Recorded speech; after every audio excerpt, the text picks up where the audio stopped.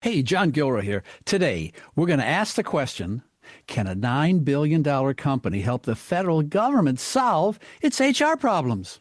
Hit the music, Manny.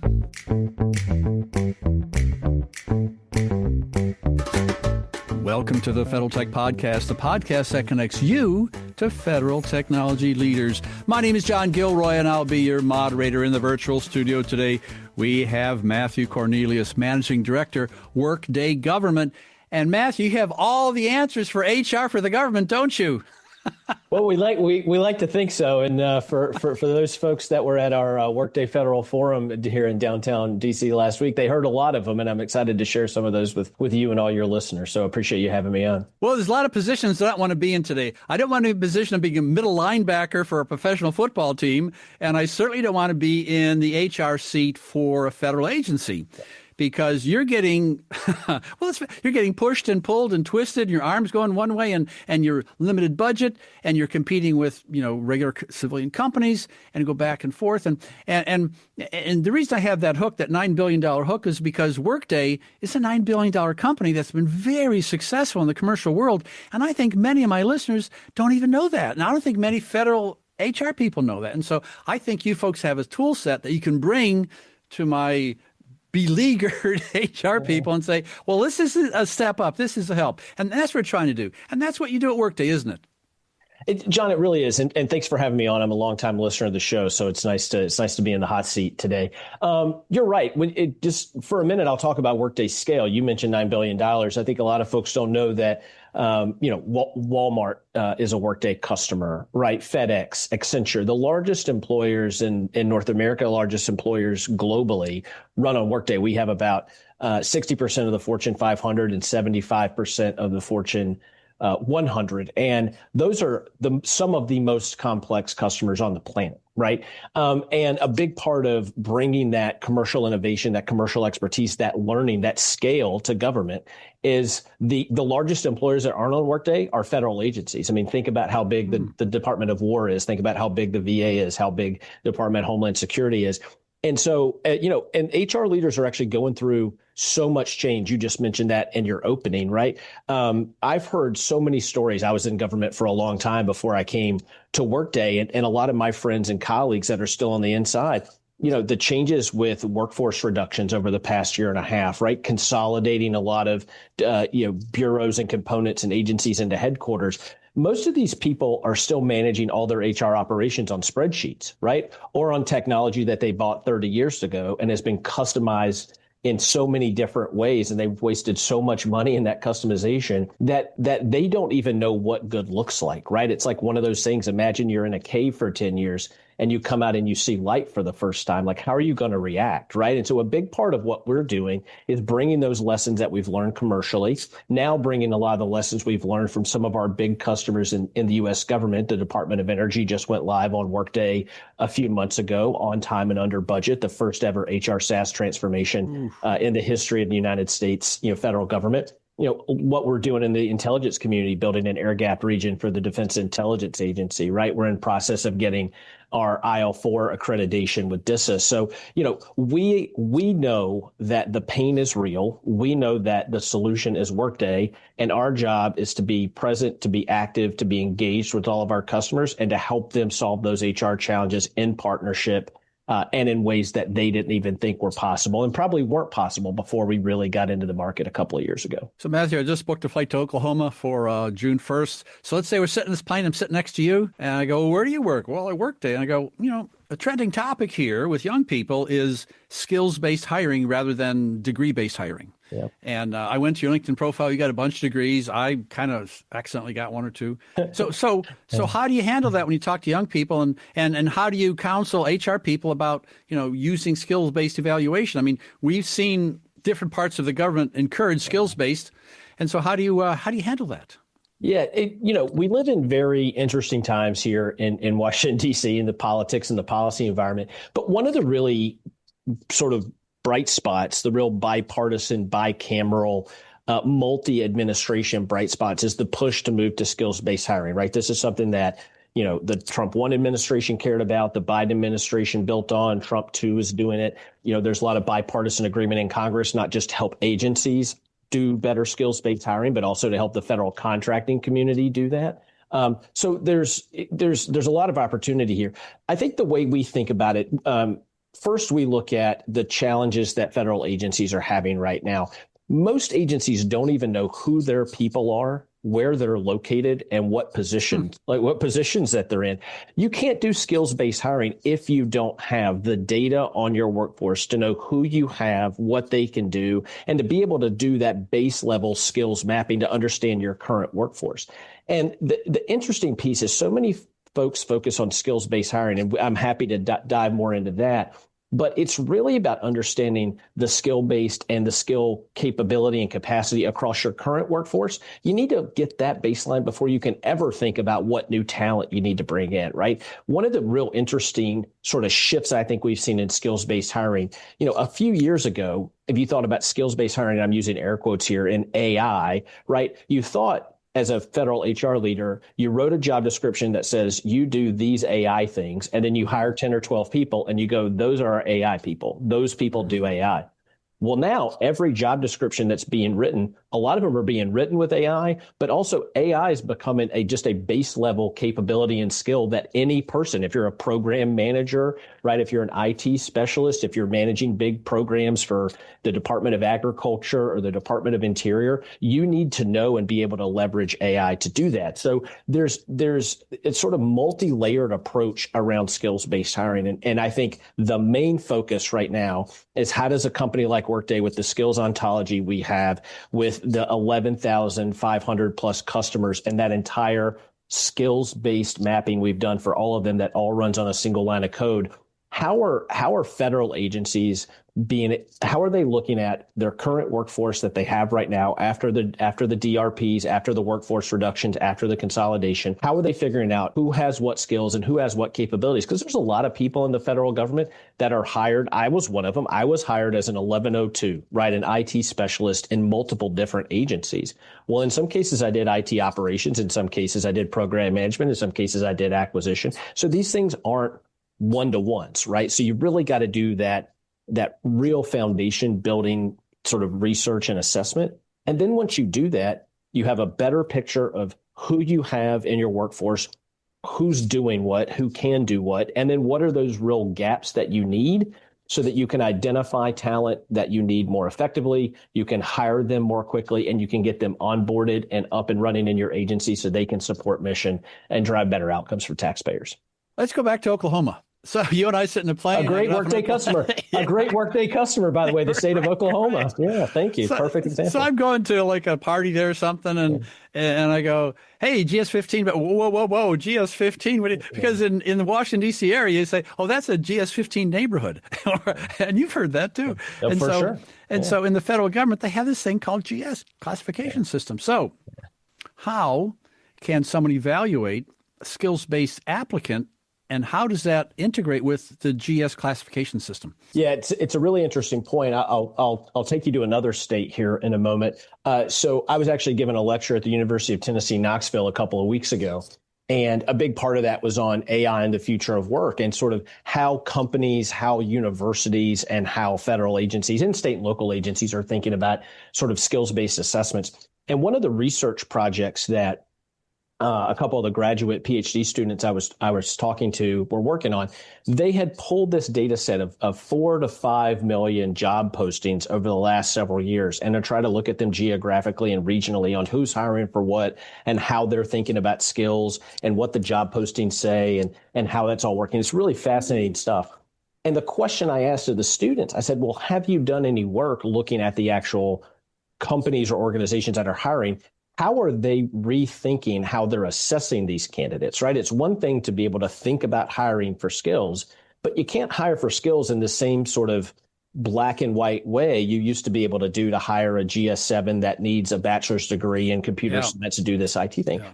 And they kind of paused for a minute and took a breath, and they're like, we hadn't really thought about that. And I was like, yeah, that's where we're going. You can't do skills-based hiring if you don't have a new model for how you're actually assessing skills. And that can take on many different forms. But one form it's not going to take on is, did someone write an 8 to 10 page resume and then send it in for this position description that is posted on USA Jobs. That's what I had to do when I was filling out, for new jobs in the federal government. So, the interesting thing that we're seeing, and we're having great conversations with the Office of Personnel Management, with a lot of our Workday customers, there are folks that are setting up real-time tests or like online engagement scenarios. They're actually thinking about assessments by making people do the work, making them show the work, making them show up and demonstrate those skills in real life scenarios that they're going to encounter as a GS-13 or a GS-15 or an SES,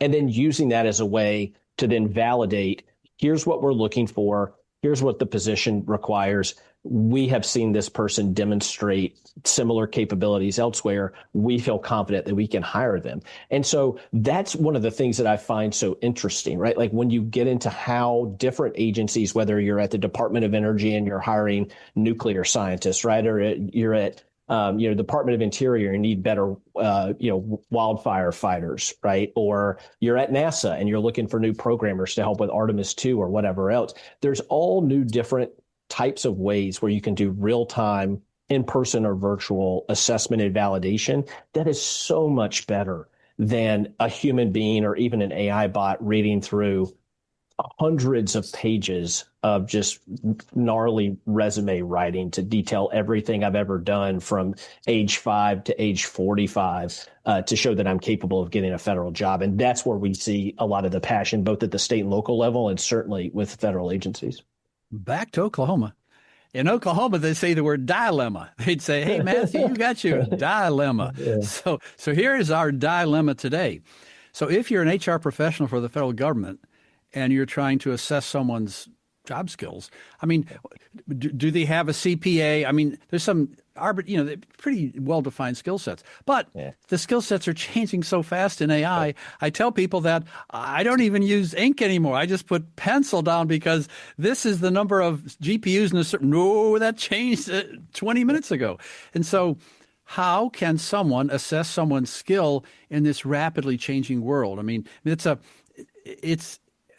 not only the federal government every commercial company in the world, all the people in Oklahoma are going through the same thing the federal government is. So how do you do it, man? What's the magic sauce? Yeah, well, I think it just comes down to sort of knowing who you are as an organization, knowing what you stand for, and knowing what you need, right? There are certainly sort of universal themes that we see around skills ontology and skills mapping, looking at that current workforce you have and sort of doing that deep dive through the history of a team or an employee's sort of work history and looking at what they've done, what they've been capable of, assessing their performance, and using that to kind of build out the sort of skills mapping you have of your agency. But, really what it's going to come down to is federal agencies. I'm going to keep it on the federal beat here because we are on the Federal Tech Podcast, even though we're talking a lot about Oklahoma, which is a great state, by the way. But, for federal agencies, right, I think one of the most interesting trends that we're seeing, especially when you think about this consolidation piece I mentioned previously, a lot of agencies are trying to get rid of skills, and I'm using air quotes here, that they thought they needed to support their mission that really aren't mission-specific skills. So I'll give you a perfect example. Think about a lot of the acquisition consolidation that's going to the General Services Administration, a place where I used to work, right? For buying a lot of common goods and services, right? If you're buying technology or you're buying, you're leasing real estate or you're, buying pens or pencils, since you're a pencils guy, not a pen guy, right? You don't need that skill to be balkanized and have hundreds of different acquisition professionals in different agencies, all the way from the Department of the War to the Marine Mammal Commission, buying that stuff for those agencies. You can do it centrally and you can have fewer people with a higher skill set who are able to do that at scale and support all those agencies. So if you're at the Department of War, you can have folks that are staying focused on, protecting the country, right, or protecting our allies. And if you're at the Marine Mammal Commission, to stay on that analogy, you can have people that are protecting dolphins and protecting sea life, right? So that's where this is going. And I think one of the really interesting things we've seen with this administration, as I've talked about it with our customers and with our partners, the administration views the federal government as a single organization, right? You have the president sitting at the top, of that org chart all the way down to a janitor at a 10-person agency, right? And they believe that they need to have this sort of comprehensive view of skills and ability and performance and merit-based hiring across the federal government. And instead of looking at, well, does this agency or does this component with an agency, do they have a challenge and we need to shift this person or this role over to this new team and let them do that? They're looking at it and saying, do we have the right skill set anywhere within the government that we need it? And then how fast can we move it when, a disaster strikes, right? Or a new policy priority is rolled out, or a new law is passed by Congress and signed by the president. And so when you think about it at that scale, when you have all these agencies working together, and I think there's lots of support from OPM and the Office of Management and Budget, where I used to work, to help agencies do this work, it's allowing everybody to sort of rethink, what is the mission that I am here for? What does my department or my agency really need to do? And what do we not need to do? And where can we find other capacity inside of government, whether that's with humans or whether that's with technology, to supplement that so we can stay focused and we can drive better outcomes for the American people? Earlier in the interview, we took you to Oklahoma. Now we're going to go back in time, back 25 years when Matthew was in college. And I'm sure back when you were in college, you heard the phrase that, hey, you never get fired if you buy IBM. Okay, that was a phrase that was used back then. Let's apply that to our federal our govies who are pulling their hair out in HR and saying, now wait a cotton picking minute, this is pretty risky doing this risk-based, So, what I'm going to do is I'm going to look for a bachelor's degree from University of Texas, Austin, okay, maybe 2 years experience, okay, and then 3 certificates. And that's probably how USA Jobs does it, with certificates and degrees. Sure. And so it's going into that risky thin ice, saying, well, hey, old Matthew can do that risk-based thing. What I'm going to do is the old, bachelor's degree from this and 2 certificates and 2 years experience. So this is a risky world move into this, isn't it? Well, it's risky if you're trying to do it with the same legacy technology that agencies were buying and still running on back when I was in college. And to be honest, like most of the federal HR technology that exists in the government today was bought and was implemented, or at least was attempted to be implemented, back when I was pursuing my bachelor's degree in dramatic art from the University of North Carolina. All federal tech executives start out as drama majors. But that's probably or end up there. That's a separate podcast, I think. But John, but you hit on that's the perfect segue, right? Because so much of this old technology, right, has been it's been customized and balkanized and bifurcated. It's just stuck in agencies. And one of the real interesting insights I heard from we had our Workday Federal Forum here in DC, a couple of weeks or last month in April. And I was on stage with a lady from the Department of Interior. She's wonderful. And we asked her a question about how she's dealing with workforce changes and skills at DOI. And she said, well, let me go find the 18 different spreadsheets that I'm collecting workforce data on and having to mesh together to just get a sense of what's going on. She said, oh, and by the way, since we can't protect who's getting access to what spreadsheets, we're constantly just having to resave them and rename them or put new initials on them. So that's how we do version control.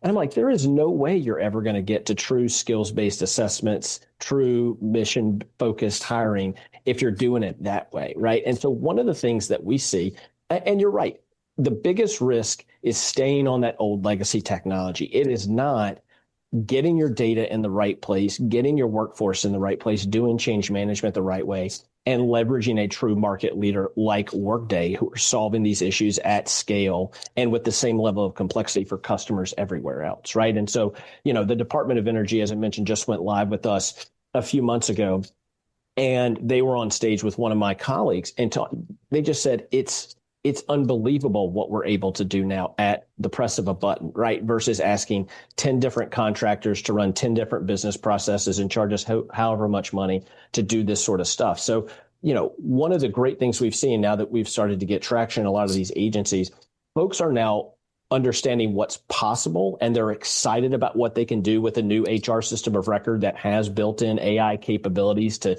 do personnel action requests and do reporting, and do benefits and comp and payroll, all those things that are the backbone of HR. Because going back to one of your earlier questions, HR managers can't even think about trying to do real workforce assessment, real workforce planning, and real skills-based hiring and upskilling in their agencies if they're spending 75% of their day hunting and pecking through old green screen technology to try to figure out if somebody got paid correctly, right? Or if some performance plan got signed, right? Or if some new ECQs for an SES came out. So when you're able to start fresh, come in with a real system of record that can work at scale, that can deliver those capabilities out of the box, it frees up all these leaders, even with the crush of work that they have, to be more thoughtful, more strategic, be a better business partner to all those other parts of the agency that need the right people and the right talent to help them execute. Matthew, people listen to this podcast all over the place. They're at the gym in the squat rack. They're walking their dog. So if they want to have more information, this is the easiest website for me to even to say the words. Workday.com. I imagine there's a federal section there to get more information. Yeah, there's a federal section there, and we also, just one thing for your listeners, a big part of that website is showcasing what we've done, especially since last July. So we actually launched Workday Government, and you had the right title for me when you came up. We launched Workday Government as its own subsidiary within Workday to be more purposeful, meaningful, and specific to supporting our federal customers, to giving them those HR, payroll, and finance capabilities from civilian agencies all the way up through air-gapped regions in the intelligence community. So we continue to grow and to lead in this space, and we're excited with the amount of interest and excitement around what we're doing for our customers.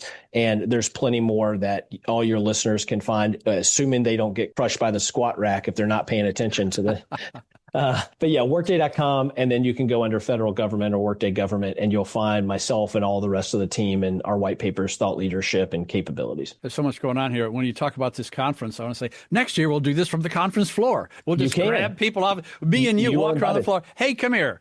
You're invited. You're invited. Those are the best interviews in the world. Now, I've been listening very carefully to you. You tell me you're a theater major, but using words like ontology and bifurcation, I think you're more of an English major. Maybe that was my second bachelor's degree.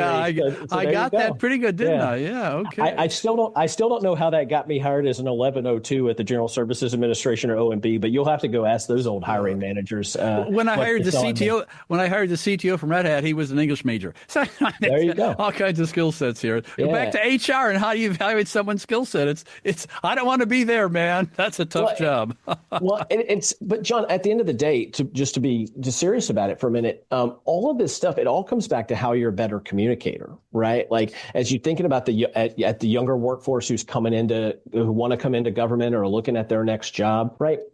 Being able to communicate effectively, to communicate to your leaders, to communicate to your peers, to communicate to the folks that might be working for you, that skill, that empathy of not just saying what you care about, but actually understanding what other people are. I mean, being a podcaster might be one of the best jobs that anyone could do if they want to serve in the federal government, right? Because it's all about empathy. It's all about understanding. It's all about learning. It's all about, building an audience and building the education and commitment and community that's out there.